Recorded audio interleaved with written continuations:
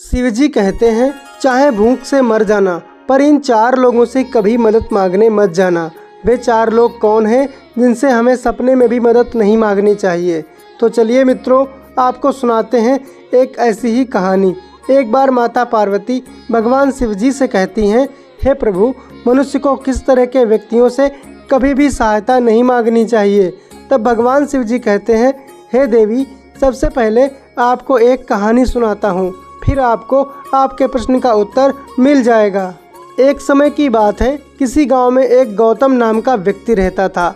गौतम बड़ा ही गरीब और दीनहीन व्यक्ति था। उसके घर में खाने के लिए 2 वक्त का भोजन भी नहीं था। गौतम की पत्नी और उसके बच्चे जैसे तैसे अपना गुजारा कर रहे थे। गौतम के गरीब होने की दूसरी वजह यह थी कि वो आलसी था। वो कभी कोई काम नहीं करता था, पूरा दिन अपने घर पर पड़ा आराम करता रहता था। गौतम के आलस के चलते वो दिन पर दिन कंगाल होता जा रहा था। उसकी पत्नी उसे बहुत समझाती थी कि कोई काम क्यों नहीं करते, काम करोगे तभी तो घर में धन आएगा, ऐसे तो हम और गरीब होते चले जाएंगे। परंतु उसने अपनी पत्नी की बात पर कोई ध्यान नहीं दिया और दिन पर दिन ऐसे ही चलता रहा। एक दिन उसकी पत्नी ने सोचा कि अगर मेरे पति की यही हालत रही तो मेरे बच्चे भूखे मर जाएंगे। हमारे घर में खाने के लिए 2 वक्त का भोजन भी नहीं है, बच्चे रोते बिलखते रहते हैं।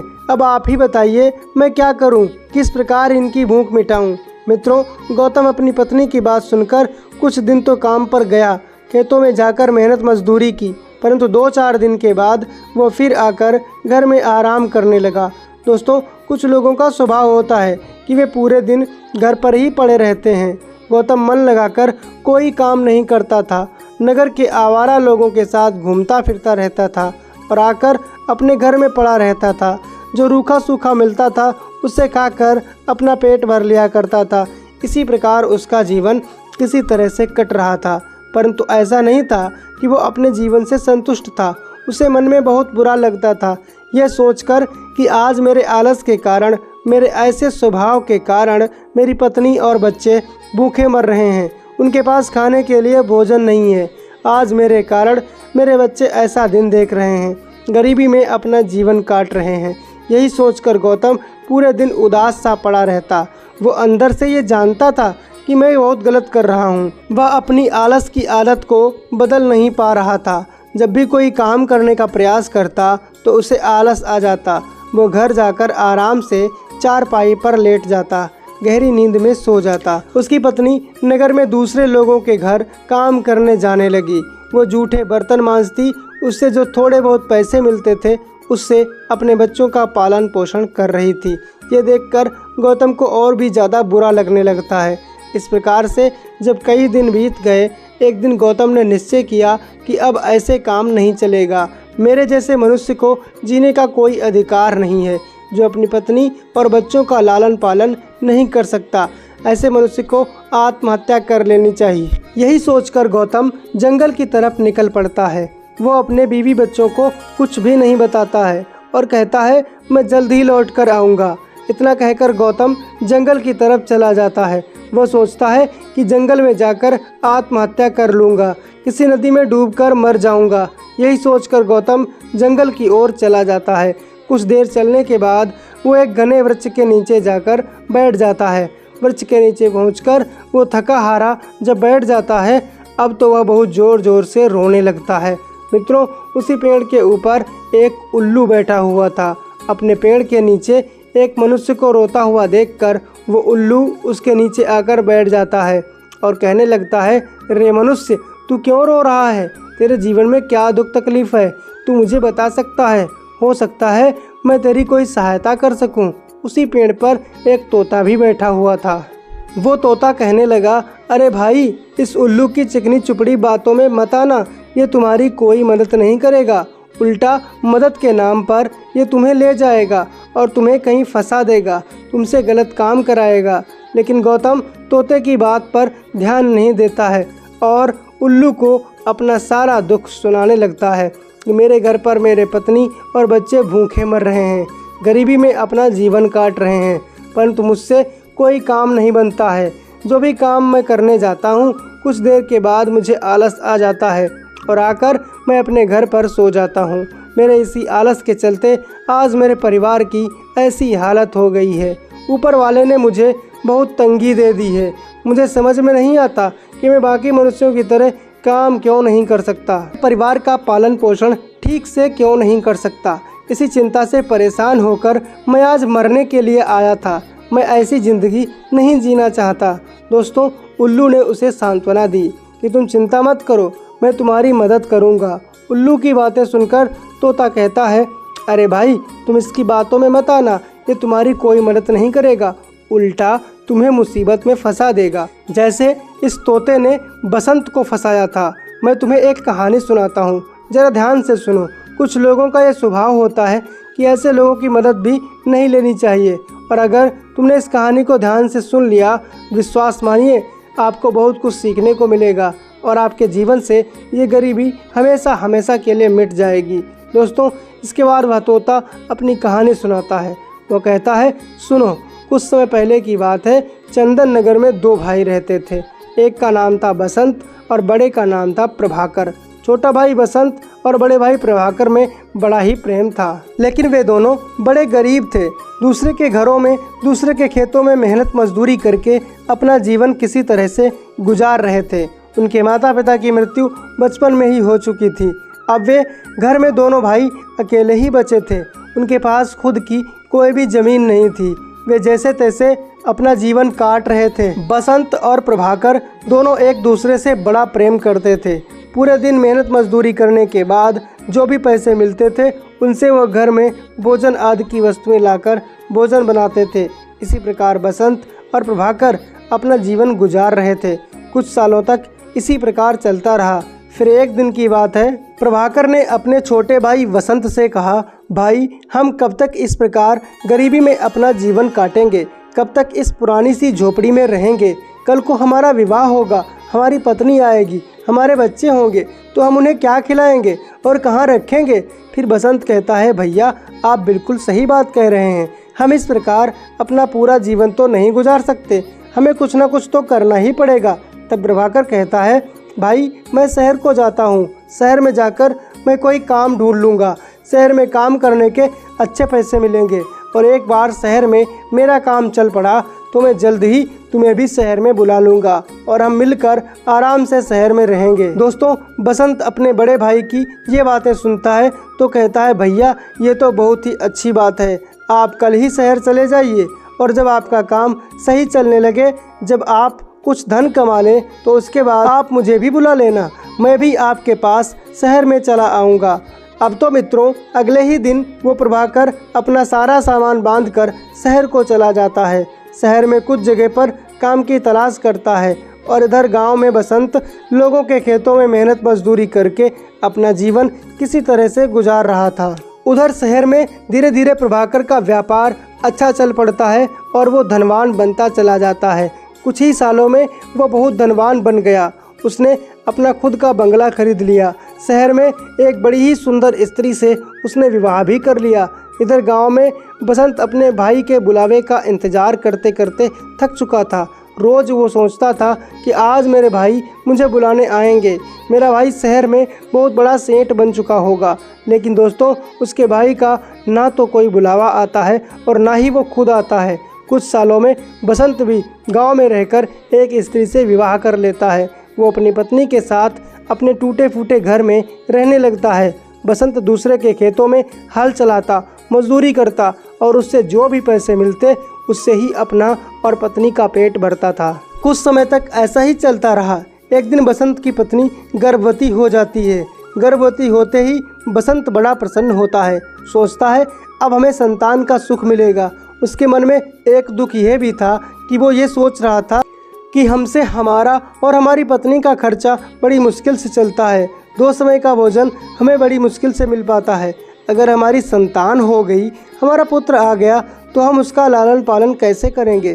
कैसे उसे 2 समय का भोजन दे पाएंगे?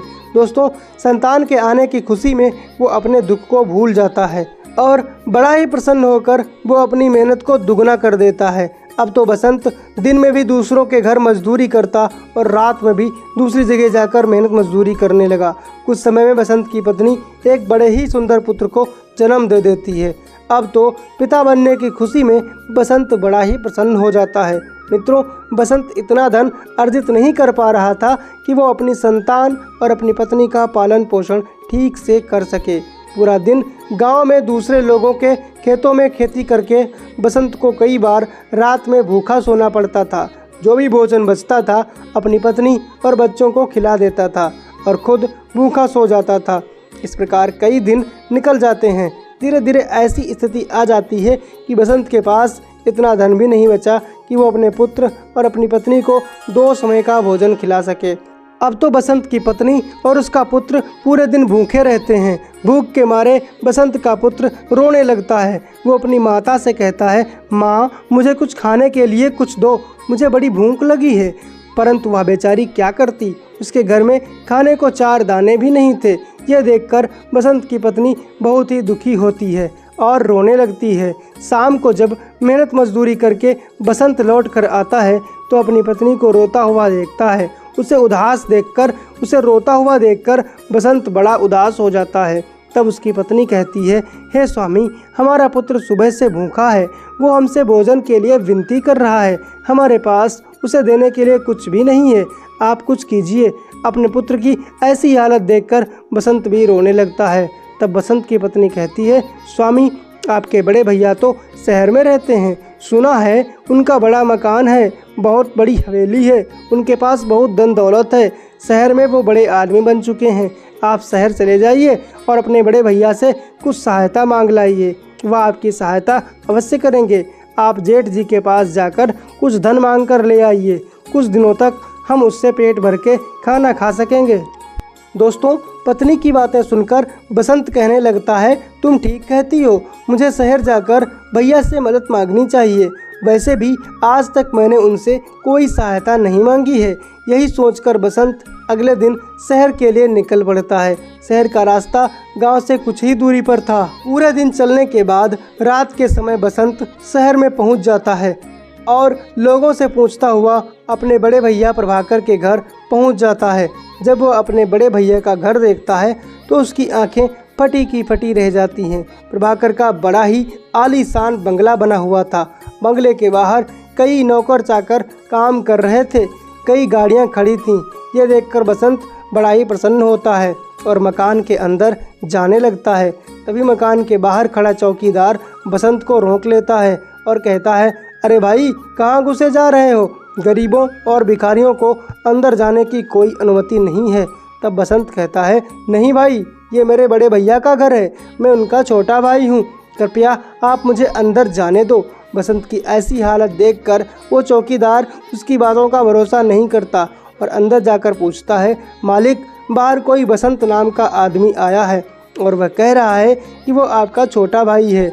चौकीदार की यह बात सुनकर प्रभाकर कुछ हैरान हो जाता है और कहता है, हाँ, वो मेरा छोटा भाई है, उसे अंदर आने दो।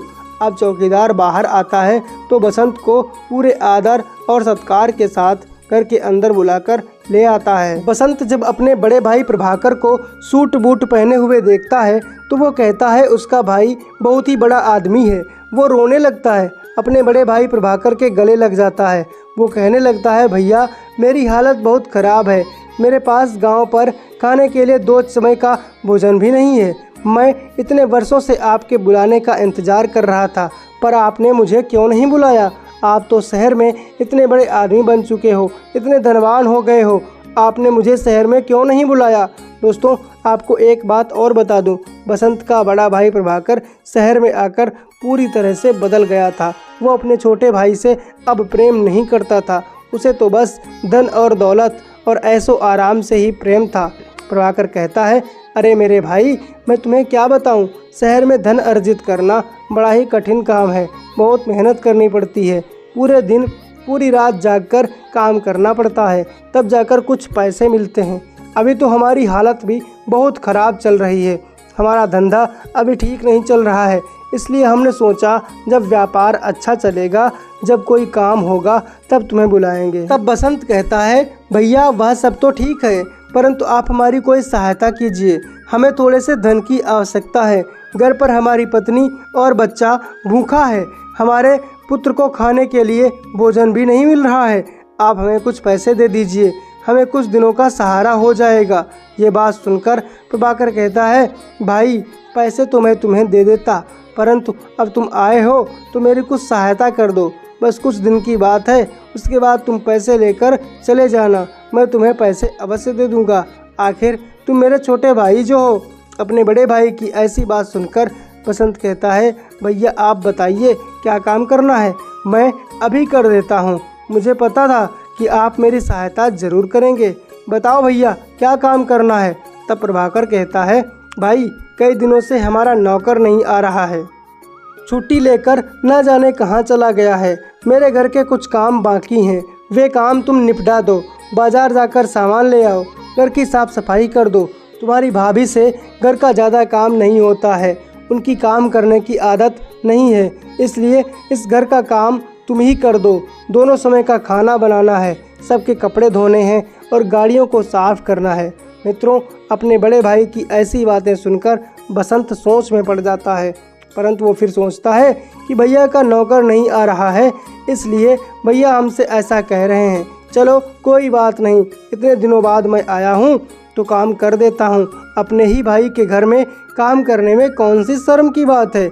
यही सोचकर बसंत अपने बड़े भाई प्रभाकर के घर में काम करने लगता है।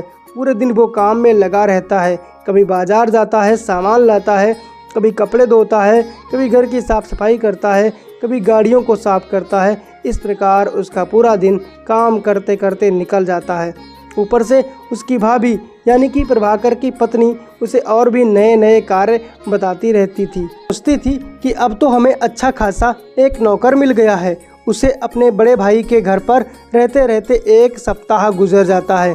एक सप्ताह तक वह अपने बड़े भाई प्रभाकर के घर का पूरा काम करता है। वो बहुत थक जाता है। फिर वो अपने बड़े भाई के पास जाकर कहता है, भैया अब मुझे यहाँ रहते हुए एक हफ्ता हो चुका है, परंतु अब हमारे बीवी और बच्चों की चिंता हमें हो रही है। न जाने वो कैसे होंगे, मेरी राह देख रहे होंगे। हमें कुछ पैसे दे दीजिए, हम अपने गांव को चले जाएंगे। मित्रों, अपने छोटे भाई बसंत की इन बातों को सुनकर प्रभाकर कहता है, हाँ भाई, जब तुम्हें गांव जाना ही है तो तुम ज़रूर चले जाओ। कई दिनों से तुम हमारे पास रह रहे हो, तुम्हें अपने बच्चों को देखना चाहिए। इतना कहकर बसंत को पाकर 100 रुपये दे देता है और कहता है, ये लो भाई, ये तुम्हारे काम के रुपए। ये देखकर बसंत बहुत उदास हो जाता है और कहता है, भैया ये क्या, सिर्फ 100 रुपये दिए, इतने से हमारा गुजारा कैसे हो पाएगा। प्रभाकर कहता है, अरे भाई, मैंने तुमसे पहले ही कहा था, अभी मेरा काम धंधा कुछ ठीक नहीं चल रहा है, अभी मेरे पास ज़्यादा पैसे नहीं हैं, अभी तुम ये 100 रुपये ही अपने पास रख लो और घर चले जाओ। मित्रों, बसंत भी क्या कर सकता था, सोचता है चलो कुछ नहीं तो थोड़े से ही सही, मैं इतने पैसों से 2-4 दिन का गुजारा कर लूँगा, इनसे भोजन तो आ ही जाएगा। मित्रों, बसंत रुपए लेकर अपने गांव के लिए चला जाता है। अब बसंत अपने गांव के लिए चलने को होता है तो प्रभाकर कहता है, भाई अगले हफ्ते मेरा जन्मदिन है और अपने जन्मदिन पर मैं एक बहुत बड़ी दावत देने वाला हूँ। तुम अपनी पत्नी और बच्चे के साथ ज़रूर आना, आखिर तुम मेरे छोटे भाई हो। अपने बड़े भाई की ऐसी बात सुनकर बसंत बड़ा प्रसन्न होता है। सोचता है, मेरा भाई तो बड़ा अच्छा है, इतनी बड़ी दावत में मुझे बुला रहा है। अब बसंत अपने गांव के लिए चल देता है और गांव पहुंचकर वह अपनी पत्नी को 100 रुपये देता है और कहता है, भैया ने मुझे रुपए दिए हैं, मैंने इन्हें संभाल कर रख लिया है, जितना हो सके उतने दिन तक हमें इन पैसों से अपना गुजारा करना चाहिए। तब बसंत की पत्नी कहती है, ये क्या पतिदेव, आप एक हफ्ते तक अपने बड़े भाई के यहाँ काम करते रहे, जेठ जी ने आपसे इतना काम करवाया नौकरों की तरह, उसके बाद आपको दिए भी तो क्या दिए, ये 100 रुपये, इनसे भला हमारा कितने दिन का गुजारा हो जाएगा। बसंत कहता है, प्रिय, अभी भैया का व्यापार अच्छा नहीं चल रहा है, इसलिए उन्होंने 100 रुपये दिए हैं। उन्होंने हमें अगले हफ्ते शहर बुलाया है, उनका जन्मदिन है, वो एक बहुत बड़ी दावत कर रहे हैं, उसमें हमें निमंत्रण दिया है। दावत में बहुत ही स्वादिष्ट भोजन हमें मिलेगा, हमें अपने पुत्र को लेकर वहाँ ज़रूर चलना चाहिए। ये सुनकर बसंत की पत्नी सोचती है, व्यापार अच्छा नहीं चल रहा, इसलिए केवल 100 रुपये दिए हैं और जन्मदिन पर इतनी बड़ी दावत, ये बात मुझे हजम नहीं हो रही। इस प्रकार धीरे धीरे एक हफ्ता निकल जाता है। बसंत अपनी पत्नी के साथ अपने पुत्र को लेकर शहर के लिए चल देता है। बसंत और उसकी पत्नी बड़े ही प्रसन्न थे। वो सोच रहे थे कि दावत में बड़ा आनंद आ जाएगा और स्वादिष्ट भोजन खाने को मिलेगा। मित्रों, पूरा दिन चलने के बाद शाम को बसंत और उसकी पत्नी अपने बड़े भाई प्रभाकर के घर पहुंच जाते हैं। जब वह प्रभाकर के घर पहुंचे तो प्रभाकर बड़े बड़े लोगों के साथ बैठकर बातें कर रहा था। बहुत देर तक बसंत और उसकी पत्नी द्वार पर खड़ी रही, परंतु कोई भी उनके स्वागत के लिए नहीं आया। कुछ देर के बाद प्रभाकर आता है और अपने भैया को देखता है तो कहता है, अरे भाई, तुम यहाँ खड़े हो, अंदर आओ। मित्रों, प्रभाकर अपने छोटे भाई बसंत को और उसकी पत्नी को अंदर बुलाता है और कहता है, तुम दोनों इधर बैठ जाओ, अभी बड़े बड़े व्यापारी लोग भोजन कर रहे हैं, उसके बाद तुम भोजन कर लेना। अब तो बसंत और उसकी पत्नी अपने पुत्र को लेकर एक कोने में बैठ जाते हैं। कुछ देर तक चुपचाप कोने में बैठे रहते हैं, परंतु प्रभाकर उन्हें बुलाने नहीं आता। जब सभी लोग भोजन करके अपने घर को जा चुके, दावत ख़त्म हो जाती है, तब प्रभाकर आता है और कहता है, अरे भाई, मुझे माफ़ करना, मेरे बड़े बड़े मिलने वाले मित्र आए थे, इसलिए मैं तुम्हें बुलाना भूल गया था। परंतु अब तुम चिंता मत करो, तुम्हें भोजन करना है तो आज रात तो तुम यहीं रुको, सुबह होते ही तुम चले जाना। आज रात आराम से हमारे घर पर रहो, हमारे नौकर साफ़ सफाई कर रहे हैं। दावत में जो गंदगी हुई है, जो उसे उठा रहे हैं, अगर तुम बुरा न मानो तो क्या तुम उनकी मदद कर सकते हो? बसंत कहता है, भैया, ये कितनी बड़ी बात है। मित्रों, बसंत अपनी पत्नी के साथ उन नौकरों के साथ मिलकर घर की पूरी साफ़ सफाई करता है, लोगों के जूठे बर्तन साफ करता है और अंत में जो कुछ बचा खुचा भोजन होता है उसे खाकर नौकरों वाले कमरे में उसे सुला दिया जाता है। सुबह होते ही वो अपने गांव के लिए निकल पड़ता है। बसंत और उसकी पत्नी बहुत ही दुखी थे, वे बड़े उदास थे। उन्हें अपने भाई से ऐसी उम्मीद बिल्कुल भी नहीं थी। वे सोच रहे थे, हम तो बड़ी खुशी से आए थे, मेरे भाई ने मेरे साथ बहुत गलत व्यवहार किया है। किसी ने सही कहा है कि गरीब का इस दुनिया में कोई नहीं होता। बसंत और उसकी पत्नी जंगल से होते हुए निकल रहे थे, तभी वहाँ देखते क्या है कि एक पिंजड़े में एक तोता बंद पड़ा है और वह पिंजड़ा एक पेड़ के नीचे रखा हुआ है। तोते को देखकर बसंत का पुत्र कहने लगता है, पिताजी, मुझे वो तोता चाहिए, देखो ना कितना सुंदर तोता है, चलिए उस तोते को घर ले चलते हैं। मित्रों, अब बसंत इधर उधर देखता है परंतु उसे कोई मनुष्य दिखाई नहीं देता। तब वो सोचता है कि किसी ने इस तोते को यहाँ लाकर छोड़ दिया है, चलो इसे घर ले चलते हैं। यही सोचकर बसंत उस तोते को अपने घर ले आता है और घर पर लाकर अपनी कुटिया में रख लेता है। बसंत का पुत्र उस तोते के साथ बड़ा ही प्रसन्न होता है। वो तोता बसंत के पुत्र से बहुत बातें करता है, उसके साथ बहुत खेलता है। यह देखकर बसंत भी बड़ा प्रसन्न होता है। परंतु मित्रों, बसंत के वो 100 रुपये कुछ ही दिनों में ख़त्म हो चुके थे जो उसके सगे भाई ने उसे दिए थे। अब एक बार फिर से बसंत के घर में खाने के लाले पड़ गए। बसंत और उसकी पत्नी बहुत ही दुखी हुए, बड़े ही चिंतित हुए। वे सोचने लगे, ऐसा कब तक चलेगा? आखिर कब तक हमें अपना जीवन गरीबी में जीना पड़ेगा? मित्रों, रात्रि का समय हो जाता है। बसंत की पत्नी और उसका पुत्र उस दिन भूखे ही सो जाते हैं क्योंकि भोजन करने के लिए उनके पास कोई वस्तु ही नहीं थी। अब अपने पुत्र की ऐसी हालत को देखकर बसंत अपनी कुटिया से बाहर आता है और रोने लगता है। वो अपने आप को कोसने लगता है। तभी वो तोता अपने पिंजरे में से कहता है, अरे बसंत भाई, तुम रो क्यों रहे हो? आखिर क्या बात है? तब बसंत कहता है, हे तोते, मुझे बहुत चिंता है, मैं बहुत गरीब हूँ, मेरा पुत्र भूखा है, मेरे पास धन नहीं है, मैं अपने पुत्र का, अपनी पत्नी का पेट कैसे भरूँ? इतना धन मेरे पास नहीं है। तब वो तोता कहता है, अरे बसंत, तुम चिंता क्यों कर रहे हो? अगर तुम्हें ज़्यादा चिंता है तो तुम थोड़ी सी शराब पी लो, तुम्हारी चिंता दूर हो जाएगी।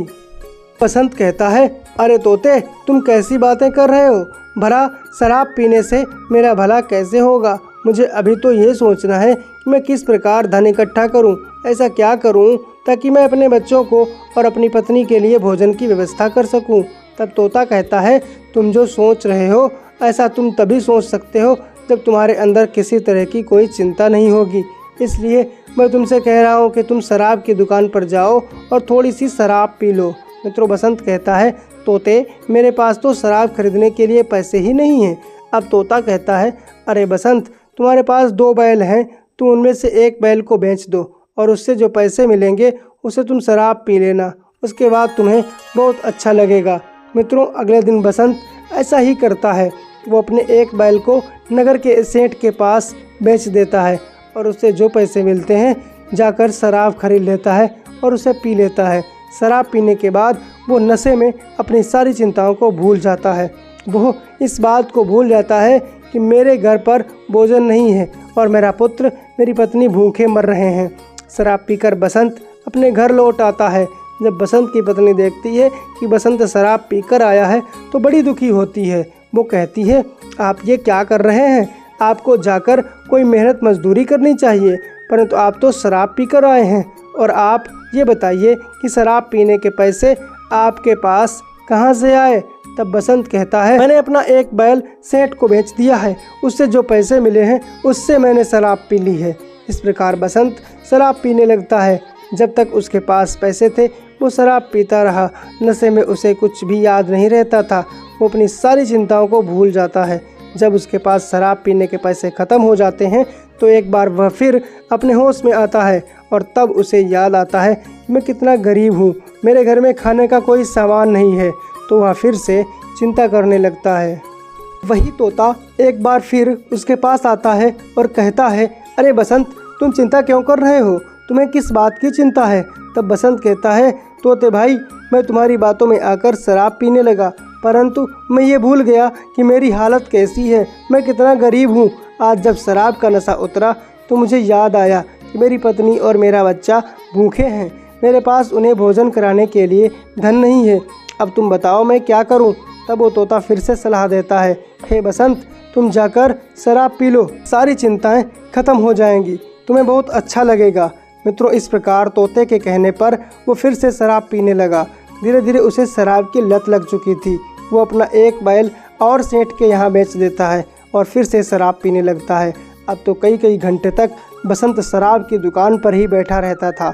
नगर के सभी लोग कहते, देखो ये तो शराबी हो गया, इसके पास खाने को तो पैसे नहीं, परंतु शराब पूरे दिन पीता है। शराब पीकर वो रात को अपने घर आता और उसकी पत्नी उससे बहुत लड़ती झगड़ती, बहुत गुस्सा करती और कहती, आपको शर्म नहीं आती? आपका पुत्र यहाँ भूखा है, मैं भूखे मर रही हूँ और आपको कोई चिंता ही नहीं है। आपने दोनों बैल बेच दिए। पत्नी के बार बार समझाने पर भी बसंत को कुछ होश नहीं आता है। वो अपने नशे में घूम रहा था। जब उसका नशा उतरता है तो वो एक बार फिर घर का सामान ले जाकर बेच देता है और उससे जो पैसे मिलते हैं उनसे शराब ले आता है। इस प्रकार कई दिनों तक चलता रहा। धीरे धीरे बसंत का पूरा घर बिक गया। उसने घर भी सेठ को बेच दिया। अब तो बसंत और उसका परिवार भी सड़क पर आ गया। अब उसके पास बेचने को कुछ नहीं बचा था। उसके ऊपर बहुत कर्ज हो गया था। उसने इतनी शराब पी ली थी कि अब उसके पास शराब पीने के लिए पैसे ही नहीं थे। अब उसके पास बेचने को भी कुछ नहीं था। अब बसंत को जब होश आता है तो वह एक बार फिर उदास हो जाता है और रोने लगता है। तब वो तोता कहता है, अरे बसंत, तुम चिंता क्यों करते हो? तुम एक काम करो, किसी से एक बैलगाड़ी उधार मांग कर लाओ। मैं तुम्हें बताता हूँ कि अब तुम्हें क्या करना है। मित्रों, फिर बसंत सेठ के पास जाता है और सेठ की बैलगाड़ी कुछ देर के लिए उधार मांग कर ले आता है। जब बसंत बैलगाड़ी लेकर आता है तो वो तोता कहता है, अब तुम मुझे अपनी गाड़ी में बैठाओ और मैं जहाँ कहता हूँ वहाँ लेकर चलो। मित्रों, बसंत तोते को पिंजड़े सहित अपनी बैलगाड़ी में रख लेता है और तोता उसे बुलाकर जंगल की तरफ ले जाता है। जंगल में पहुँचने के बाद बसंत कहता है, अरे तोता भाई, तुम मुझे जंगल में क्यों लेकर आए हो? आखिर तुम क्या चाहते हो? तब तोता कहता है, हे भाई, अब लगता है तुम्हें बताना ही पड़ेगा। मित्रों, तब वो तोता बसंत को बताता है कि वो सामने जो गुफा दिख रही है उस गुफा के अंदर अपार धन दौलत है, उसमें बहुत सारा खजाना है। तुम उस गुफा के अंदर जाओ और वो सारा खजाना ले आओ। मित्रों, अब बसंत कहता है, अरे तोते, तुम मुझे मूर्ख बना रहे हो? क्या तुम नहीं जानते इस गुफा के अंदर लुटेरे और डाकू रहते हैं? अगर मैं अंदर गया तो वह मुझे चीर फाड़ डालेंगे। तब तोता कहता है, अरे बसंत, तुम डाकुओं की चिंता मत करो। नगर के राजा ने सभी डाकुओं को बंदी बना लिया है और अपनी जेल में डाल दिया है, परंतु राजा को इस धन के बारे में नहीं पता है कि डाकुओं ने सारा खजाना लूट कर इस गुफा में छिपाया है। मैं पहले उन्हीं डाकुओं के साथ रहता था, इसलिए मुझे पता है उन्होंने सारा खजाना इसी गुफा के अंदर छिपाया है। तुम जाओ और सारा खजाना उठाकर ले आओ। इसके बाद तुम बहुत धनवान बन जाओगे। उसके बाद तुम जितनी चाहो उतनी शराब पी सकते हो। वो धन कभी ख़त्म नहीं होगा। मित्रों, बसंत कहता है, हे तोता, लगता है तुम काफ़ी समय से उन्हीं चोरों के साथ रह रहे हो, इसलिए तुम्हें ये लगता है कि अब अपने दुख और तकलीफ़ को भुलाने के लिए, चिंता को भुलाने के लिए मनुष्य को शराब पी लेनी चाहिए। परंतु अब मैं तुम्हारी बातों में नहीं आऊँगा, मैंने अपना सब कुछ बर्बाद कर दिया। मित्रों, इतना कहकर बसंत गुफा के अंदर चला जाता है और गुफा के अंदर जाकर देखता है तो पूरी गुफा खजाने से भरी हुई थी। वहाँ खजाने से भरी हुई तिजोरियाँ रखी थी जिनमें अपार धन संपदा थी, कई सोने चांदी के आभूषण थे। धीरे धीरे वो बसंत सारी धन दौलत को निकाल कर और अपनी बैलगाड़ी में रख लेता है और खजाने को लेकर वो रात के अंधेरे में कुटिया पर पहुँचता है। घर जाकर वो अपनी पत्नी से कहता है, प्रिय, मुझे बहुत सारा खजाना मिल चुका है, बहुत धन दौलत मिल चुकी है, अब हमारे सारे दुख दूर हो जाएंगे और हम बहुत धनवान हो जाएंगे। प्रिय मित्रों, आप धीरे धीरे बसंत और उसकी पत्नी सारी धन दौलत बैलगाड़ी से निकाल कर अपने घर में रख लेती है और वो बहुत बड़ा धनवान सेठ बन जाता है। अब बसंत भी सुधर जाता है, उसने शराब पीना छोड़ दिया और नगर में अपनी ईमानदारी से कुछ दुकानें बना लेता है और दुकानें चलाने लगता है। धीरे धीरे वह तोता भी बसंत के साथ रहकर सुधर जाता है। तोते ने उसे गलत लत इसलिए लगाई थी क्योंकि वह तोता चोर डाकुओं के साथ रहने वाला था। अब उसे भी पता चल चुका था कि चिंता को मिटाने के लिए, दुखों से दूर होने के लिए मनुष्य को शराब पीने की ज़रूरत नहीं है, बल्कि काम करने की आवश्यकता है। सत्कर्म करने से मनुष्य चिंता से उभर सकता है, अपने दुख तकलीफ से बाहर निकल सकता है। दोस्तों, इस प्रकार बसंत धनवान बन जाता है और नगर का नामी सेठ बन जाता है। एक दिन वो था जब उस पर गरीबी थी, तो उसके सगे भाई ने उसके साथ नौकरों से भी बदतर व्यवहार किया था और आज उसकी किस्मत बदल चुकी है। अब तोता कहता है, हे भाई, अब मैं तुम्हें 4 बातें बताता हूँ, भूखे मर जाना, पर इन 4 लोगों से कभी सहायता मत मांगना। नंबर 1, ऐसा रिश्तेदार, मित्र या भाई भतीजा जो मदद के बदले से गलत काम करवाने की बात कहे या बदले में कोई शर्त रखे। ऐसा व्यक्ति कभी आपकी मदद नहीं करता, वो आपका फ़ायदा उठाता है। मदद के बदले में जो बदले की उम्मीद रखता है वो कभी आपका नहीं हो सकता। सच्चा मित्र, सच्चा रिश्तेदार तो निस्वार्थ मदद करता है।